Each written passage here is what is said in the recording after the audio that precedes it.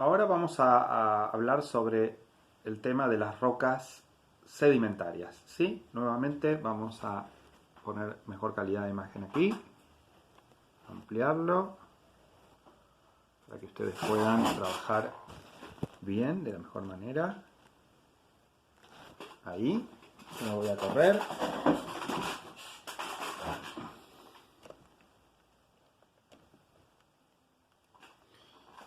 Bueno, entonces vamos a ir nuevamente a materiales de la Tierra y ahora vamos a rocas sedimentarias.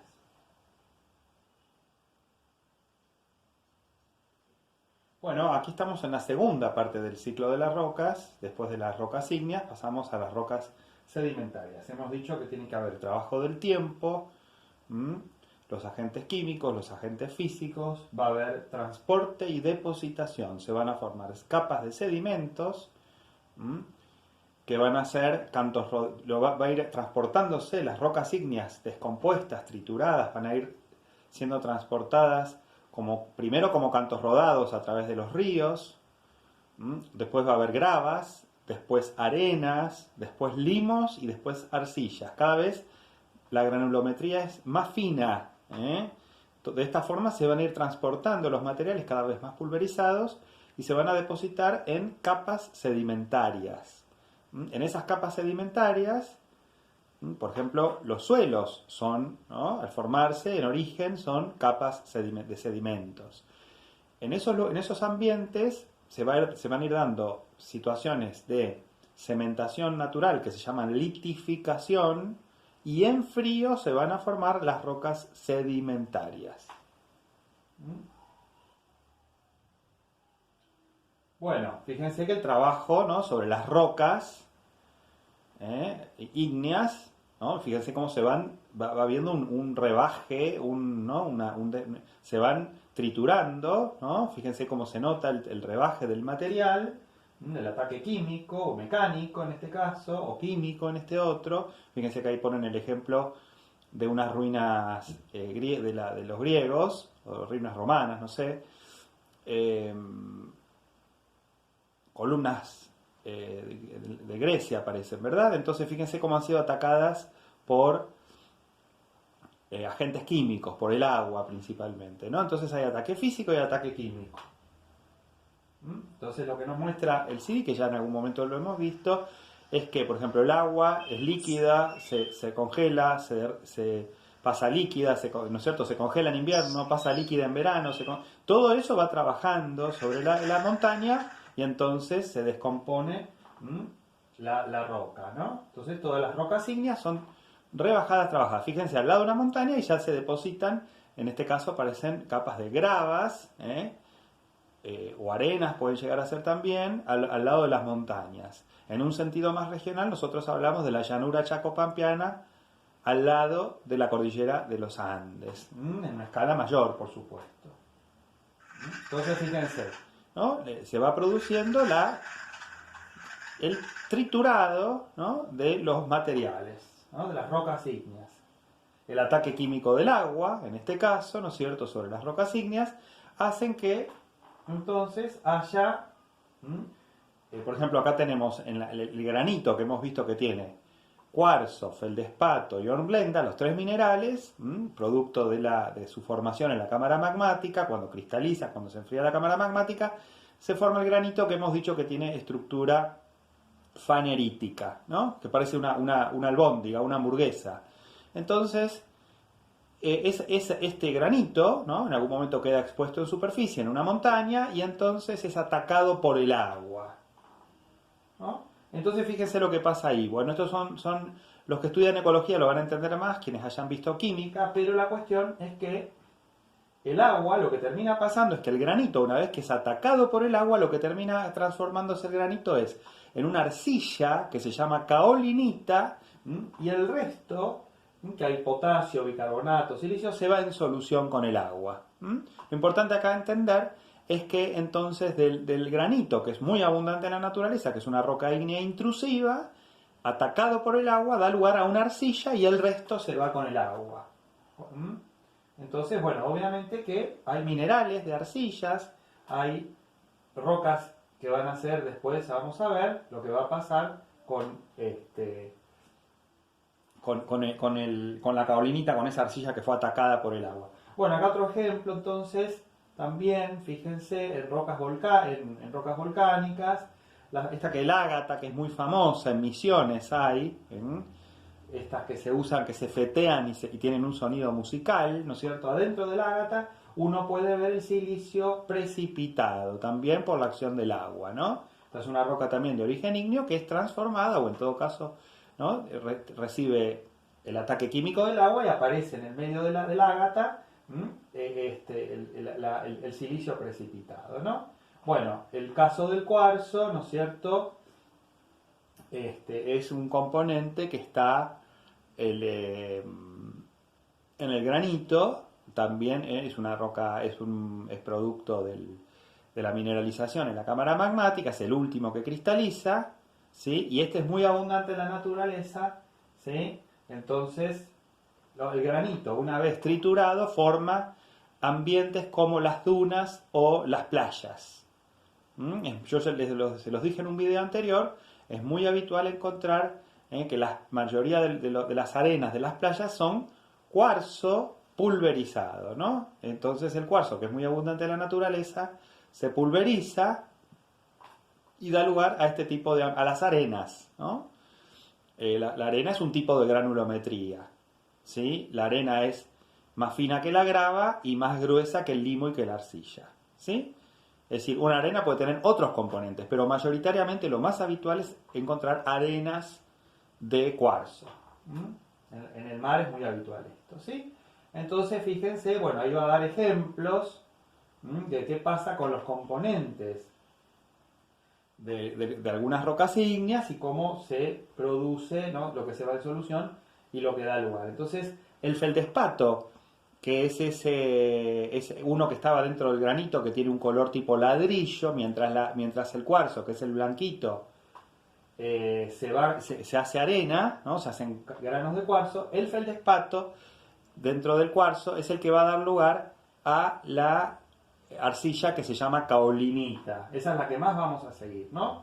También hay otra que se llama la hornblenda, ¿no? El otro, que también estaba, el negrito, también va a dar lugar a otras arcillas tipo caolinita, y otra que se llama limonita y otra que se llama hematita, ¿sí? La olivina nosotros no la hemos visto, es otra de origen ígneo que aparece al principio de la cristalización en la cámara magmática y da lugar a la limonita y a la hematita. Nosotros no hemos hablado de la olivina hasta ahora, es otro mineral que aparece en la cámara magmática, al principio de la cristalización, ¿sí? El cuarzo aparece al final, el feldespato y el anfíbole, la hornblenda, aparecen más en el medio de la cristalización, ¿sí? En los distintos momentos de la cristalización, primero aparece la olivina, después el feldespato y la hornblenda, y por último el cuarzo. Nosotros no nos hemos metido mucho con la serie de Bowen, que es la serie de cristalización mineral, ¿sí? Pero la cuestión de fondo es que estos son minerales con presencia de silicatos, ¿no? Minerales silicatados, porque justamente en la cámara magmática hay mucho silicio, ¿sí? Entonces ese es el origen. Cuando se produce la mineralización está el anión silicio-oxígeno que va a dar lugar a toda la cristalización mineral. Pero acá lo importante, en función de lo que venimos diciendo, es que del feldespato o de la hornblenda van a aparecer arcillas que se llaman caolinitas, y el cuarzo se va a transformar en arena, entre otras cosas. Bueno, los agentes erosivos, por supuesto, transportan los cantos rodados, las rocas, van siendo transportadas hacia otros lugares. Hemos hablado ya de las distintas formas de depósitos sedimentarios. Este tipo de unidades de relieve características, como el delta, la morena glaciaria, la duna, la playa, los médanos, es decir, son ambientes donde se deposita estas rocas ígneas que han sido trituradas por los agentes físicos, por los agentes químicos. El agua, como ustedes saben en la naturaleza, tanto ríos como océano, como lluvia, juega un papel fundamental. Entonces esto que está aquí, que en algún momento lo dijimos, entonces las arenas, por ejemplo, esto podría pasar en la plataforma continental argentina, las arenas son cada vez más soterradas, las capas de arena, y entonces van siendo aplastadas, hay cada vez más presión, y en frío pierden agua por la presión, y entonces se van a formar esta cementación en frío, va a dar lugar a estas areniscas, en este caso que se han conglomerado con piedras que hay por ahí, ¿no? Entonces, esto es como una arenisca con piedras. O, fíjense, una montaña de arenisca inmensa de origen sedimentario, ¿no? Esto ya que en algún momento se compactó y en algún momento quedó expuesto en superficie, ¿sí? Son enormes areniscas que han formado como montañas, ¿sí? Entonces, pero bueno, su origen es este aplastamiento por sedimentación, ¿sí? Eran arenas que se transformaron en areniscas, ¿sí? Bueno, la sal, por ejemplo, cuando hay bicarbonato de sodio, ¿no es cierto? Va a dar lugar a la roca de sal, a la halita que después se va a llamar evaporita, ¿sí? Entonces, la sal, ¿sí? Que tiene sodio, como lo sabemos, entonces va a dar lugar a las evaporitas y a las... Primero se va a llamar la halita, que es la roca de la sal, y después eso compactado va a ser la evaporita, ¿sí?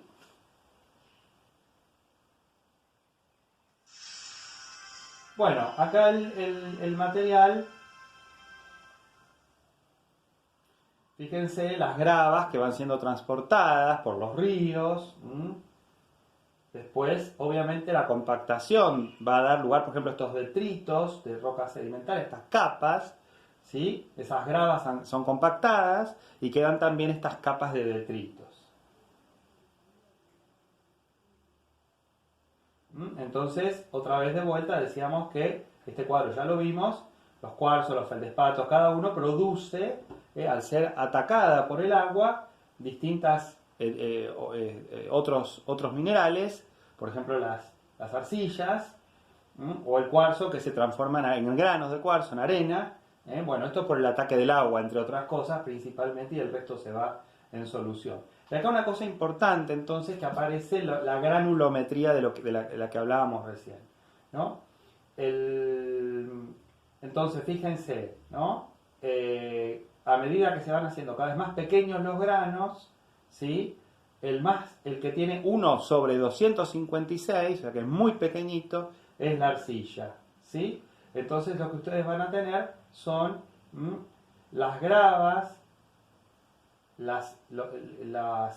o sea, dijimos que la secuencia es los cantos rodados, las gravas, las arenas, los limos y las arcillas, ¿sí? A medida que este trabajo de trituración natural se va llevando a cabo, ¿sí? Cada vez el material es más finito. Y ustedes vieron que la arcilla es como un azúcar impalpable, es decir, lo más finito que puede haber es la arcilla, ¿sí? Entonces son los distintos los materiales que son sometidos a trituración y van generando cada vez una granulometría más fina. Esto da lugar a los sedimentos, esto va a dar lugar después a las rocas sedimentarias. Las capas de gravas, arenas, limos, arcillas van a ser ambientes de depositación sedimentaria donde van a aparecer después los suelos, perdón, las rocas sedimentarias y también los suelos, ¿no? Las capas de sedimento también dan lugar a los suelos. Pero nosotros en este momento que estamos viendo las rocas sedimentarias, lo que estamos viendo acá es que se forman entonces, ¿sí? Este tipo de rocas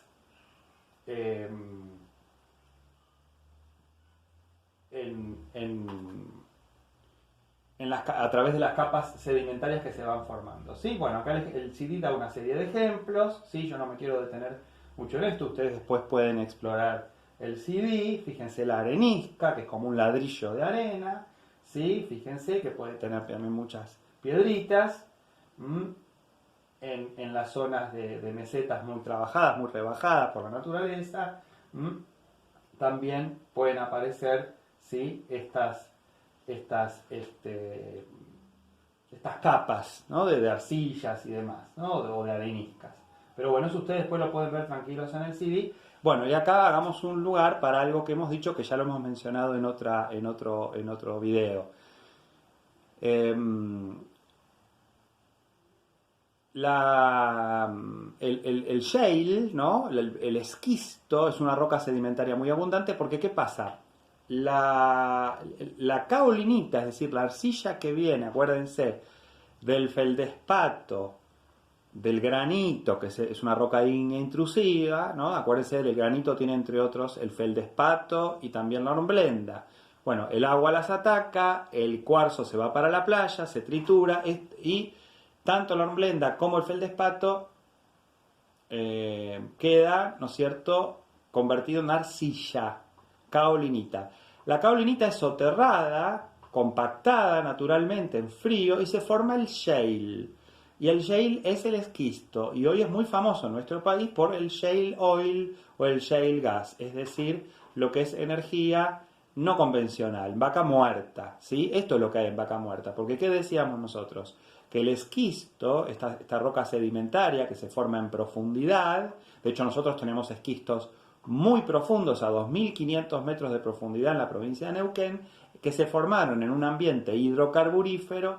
Eso da lugar a rocas que son valiosas para ser perforadas y partidas, trituradas, para sacar la burbujita de gas y la gotita de petróleo, digamos, ¿no? Con la energía no convencional, a través del fracking, que como ustedes saben hay toda una discusión sobre el impacto ambiental de estas tecnologías, pero Vaca Muerta, según se estima, tiene gas, por ejemplo, para 300 años para Argentina, ¿no? Entonces, desde el punto de vista como recurso, es muy valorizado por las compañías que quieren su extracción. Por supuesto, en este contexto de la pandemia, donde el petróleo y el gas han caído notablemente en su precio internacional, Vaca Muerta no es viable, pero en una situación más normal, ¿no?, económica más normal, tiene que haber un precio relativamente alto del petróleo y del gas. La extracción no convencional es muy digamos, está muy puesta sobre el tapete como una estrategia productiva que la Argentina va a procurar en los próximos años, ¿no? Y hay, por supuesto, discusiones muy fuertes sobre el impacto ambiental de estas tecnologías, ¿no? La extracción no convencional. Entonces esto es el famoso shale, vaca muerta, es esta roca sedimentaria que se mimetiza de alguna manera con ese ambiente en el que se formó. Cuando se sedimentó había petróleo, había gas, y entonces hoy en día con la tecnología disponible esa roca se puede partir y se puede, de esa estructura que quedó conteniendo el petróleo y el gas, eso se puede sacar de ahí, ¿no? Es la tecnología no convencional para extracción de petróleo y de gas. Por eso el shale merece un capítulo aparte, porque Vaca Muerta en Argentina es todo un proyecto al respecto, ¿no? Bueno, acá podemos ver en casos de ambientes muy erosionados, por supuesto, los estratos, capas horizontales, que son como camas. Bueno, el ataque químico se puede dar en lagunas o en playas, ¿no es cierto?, en las arenas. Bueno, la roca de sal, hay minas de sal en varios lugares. Es decir, no solamente los salares y las salinas que están en superficie, sino que la roca de sal, la halita, transformada en evaporita, es una roca que se puede extraer para la obtención de sal en minas de sal, rocas sedimentarias, ¿no? Ahí tenemos, por supuesto, en este caso un salar, ¿no? El salar, que es de origen volcánico, que es diferente a la salina, que es de origen por algún ingreso marino, ¿no? El salar tiene que ver con el agua que depositó en las depresiones sales provenientes de las erupciones volcánicas. Eso es un salar. Y la salina es porque algún momento ingresó el mar en algún lugar y quedó depositado ahí la sal, ¿no? Son orígenes diferentes. Nosotros en nuestro país tenemos grandes salares y grandes salinas. Nosotros obtenemos la sal de estos lugares, de estos lugares de depositación sedimentaria, pero una vez que eso se compacta, la evaporita es una roca sedimentaria, ¿no?